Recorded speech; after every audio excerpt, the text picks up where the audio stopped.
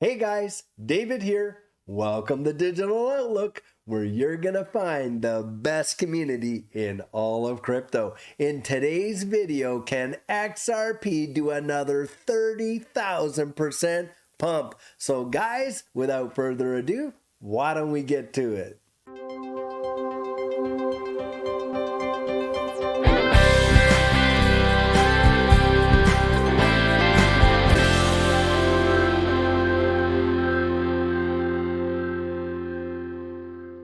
Well, guys, something we hear a lot from a lot of content creators in this space is reflections back to that 2017 bull run, because it was absolutely massive.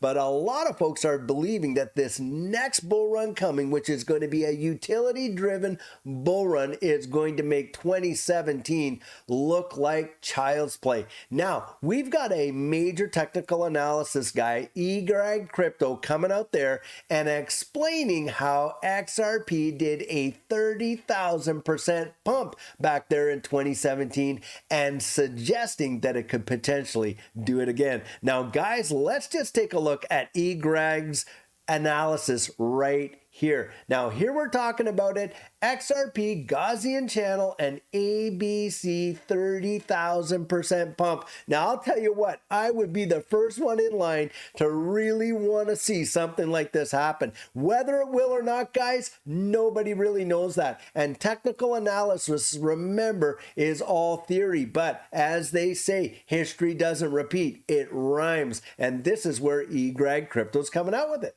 Historical data is showing that XRP completes bear market by closing multiple closes above the Gaussian channel and then dumps, and it will signify the last dump before a pump. And here he gives case A.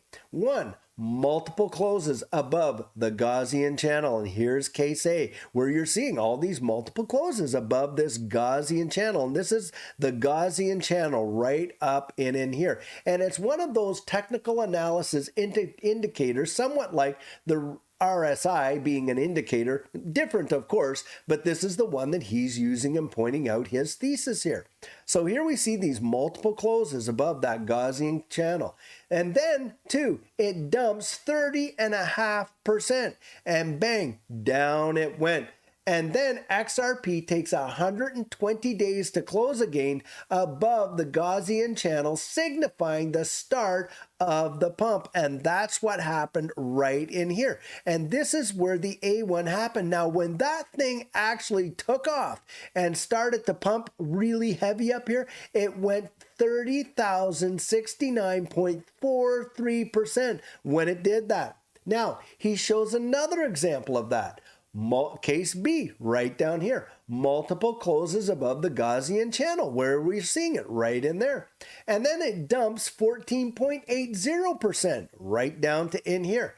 And XRP takes 75 days to close again above the Gaussian channel, signifying the start of the pump. So there are the days. Now, here's the days when it was 120. Here's the days when it was 75. It closes above the Gaussian channel, and then boom, it just takes off. Now, case C, which is where we're at today. Closing multiple closes above the Gaussian channel. So right up and in here. Dumped 19% so far. So right now, he is not saying that we're done with our dump. We could go a little lower here. And he's saying we've only been at this for 20 days since this has happened. So not like the 120 or 75. But he's thinking, hey, this could go out to 120 days at least out here. Now, XRP violated case B conditions by dumping 19%, which is more than 14.80%. We still need to violate the duration of the 75 days. And look what he puts here, guys. No one will believe that XRP can pump 30,000% until it's too late. And here he says, stay ready. I am emotionally and mentally multimillionaire. All what I need is to be reflected in numbers. Be ready to be wealthy. Now, guys, one of the things that they had talked to us about at length at the XRP conference there in Vegas is this, that if you're a holder of XRP, you're already wealthy and you just don't know it yet. And just like aboutcrypto is saying there, hey, I'm already a multimillionaire in my mind. I just have to see it reflected in my bank account. Well, wealth management is going to be one of those major deals that most folks that have not had wealth before are going to need once this next bull run takes off and they see their lives change. Now, Jake Claver at that conference came out and he delivered a powerful presentation. And guys, we're going to get Jake on the show here where he's going to be able to talk to our community about what real wealth management looks like going forward so that we can be ready. And I can't wait. That's probably going to be in the next week or two. Now, something else that has been just buzzing around in the community is this major Twitter feud between Garlinghouse and a VC, a venture capitalist out there with respect to whether or not XRP fits the bill as a security. Now, just take a look at this right here. Garlinghouse slams claim Ripple could have avoided costly tussle with SEC by registering XRP as a security. It was recently reported that Ripple Labs would spend roughly $200 million defending the SEC lawsuit. However, top venture capitalist Jason Kalanikis has claimed that San Francisco-based blockchain payments firm would have spent less if it only registered XRP as a security. Ripple CEO Brad Garlinghouse did not hesitate to criticize Kalanikis, alluding to his lack of securities laws knowledge. It all started when well-known tech investor and podcaster Jason Kalanikis commented on Brad Garlinghouse's recent interview, revealing that Ripple's courtroom battle with the U.S. Securities and Exchange Commission is set to cost his company a staggering $200 million. In Jason's view, XRP is obviously a security, adding that it would have cost Ripple way less if it had went to the SEC and registered the token as a security. He added that the company should just have played by the rules, like other participants in the crypto industry. What a load of hooey. This guy really does not know what he's talking about. Because if XRP is a security, then all those oranges in the Howey test are securities as well. And I'll tell you what, we've been having a lot of unregistered sales since the 1940s till now of oranges at the supermarket, if that's the case. The SEC, which is currently going after crypto like never before, accused Ripple of violating federal securities laws. The specific complaint revolves around the firm's sale of the XRP cryptocurrency without obtaining prior registration with the watchdog agency. In response, the Ripple chief questioned Jason's understanding of securities laws and noted that he was known for making controversial statements and taking aim at topics without proper knowledge. Garlinghouse also indicated that the VC's assertion was both embarrassing and hilariously wrong, given that U.S. authorities have not provided sector-specific rules for registering digital assets. Guys, there is no method or means or way to register anything at the SEC in this digital asset space. And there you had Gensler before the Financial Services House Committee, and he couldn't even tell Congress what was a security or what wasn't himself. So how on earth can they possibly say they provided fair notice to anybody, because they themselves can't even distinguish what digital assets are securities and what aren't? Now, the heated exchange between Ripple and Jason spotlights the ongoing debate surrounding the security status of XRP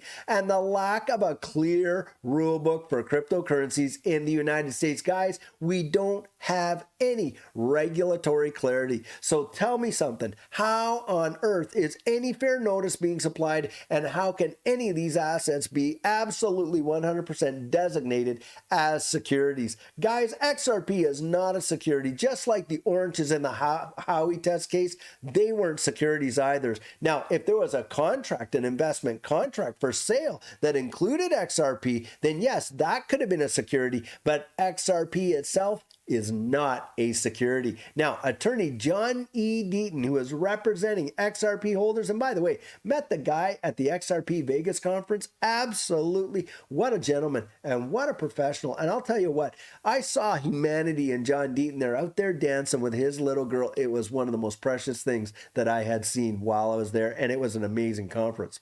Now, John also contributed to the argument initiated by Jason. Deaton said the claim that Ripple sold XRP as a security is one thing, while the claim that XRP, which is basically a line of code inside the software, is a security is another thing. Absolutely bang on. The legal expert also asked where other cryptocurrencies such as Ethereum, who by the way did have an ICO with all the disguised whales, Cardano, Algorand, and Stellar have registered, for they have not to be facing the same attack with the SEC. And guys, the fact is none of those other ones have registered with the SEC either. Not a single one. The 3-year battle between the SEC and Ripple possibly coming to an end soon. And guys, most folks are feeling that it's going to come before the end of this half year, before the end of June.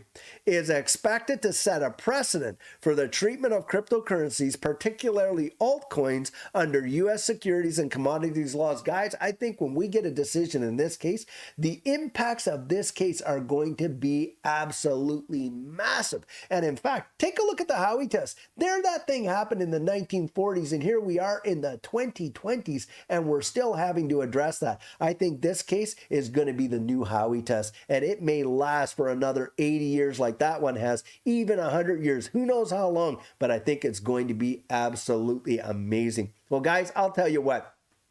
Regardless whether we see a massive 30,000% pump or we actually see a major utility bull run that brings it into some really phenomenal price appreciation, and there's lots of other technical analysis guys out there, and they're talking about, hey, 10, 20, 30, 50, maybe even 3 digits at $100, whatever. We don't know what the future holds because we don't have a crystal ball. But one thing I feel deep down is a utility-driven bull run is going to be absolutely something like we have never ever seen. And I'll tell you what, I am holding on. I've got my ticket for that ride. I'm going to be on that rocket ship, and I want you sitting right there beside me.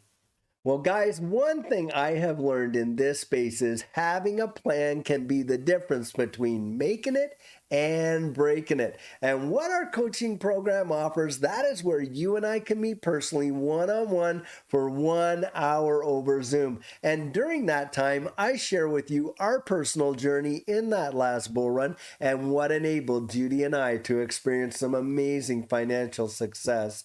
I share with you the mistakes we made so that you don't have to fall into the same pitfalls we did. We take a look at your portfolio and make sure that it's balanced towards your goals. And we work together to develop your exit strategy. We can even get your assets off an exchange and onto a hardware wallet, along with delivering to you some amazing techniques that are really going to help you in this space. Now, the cost of that is $250, and if that's something that interests you, you write me right there at coaching@thedigitaloutlook.com, and we'll get you all booked in. So guys, this is the video I have for you today, and I truly hope that you enjoyed it. Now, many of you know I'm not a financial advisor, and this isn't financial advice, but if you found value in it, if you'd hit that like and subscribe, I'd appreciate it. Hey, don't forget about making your comments right down there in the comment section and hitting that notification bell so that you don't miss out on any of our regularly released videos. So guys, in the meantime, and in between time, stay safe, be blessed, and I'll catch you in the next one.